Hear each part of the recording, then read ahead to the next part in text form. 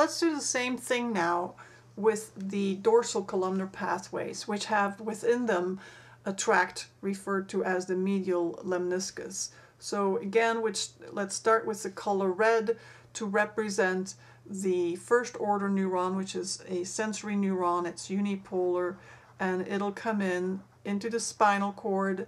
It'll stay on the same side of the spinal cord and ascend into the medulla oblongata, still remaining on the same side as the side that it came in from the body. Let's make sure that we illustrate this to be a unipolar sensory neuron. This one will then synapse in the medulla oblongata with the second order neuron. There's its cell body. This second order neuron is going to then send its axon into the other side of the medulla oblongata. So this is where the crossing over is occurring. It'll then ascend into the thalamus, just like the spinal thalamic tracts or pathways. And in the thalamus then we see the synapses with the third order neuron, which is again going into the primary somatosensory cortex.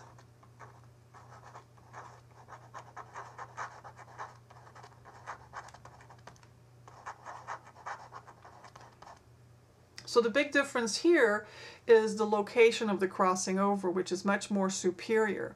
The other difference lies in the functions of these two tracts, and that is the spinothalamic tracts, which we discussed first. They detect crude touch and are sensitive to pressure changes. But the dorsal columnar pathways, they are much more specific at determining where the touch is coming from. So we talk about discriminatory or discriminative touch, pressure vibrations, and these dorsal columnar pathways are also going to be involved in conscious proprioception, meaning being able to again localize where the changes in the stretching of the skeletal muscles is coming from. Now, I mentioned that the medial lemniscus tracts are part of the ascending pathways, and indeed that's the case. So inside of the medulla oblongata, we have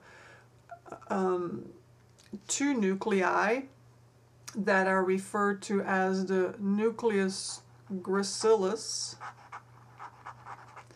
and the nucleus cuneatus.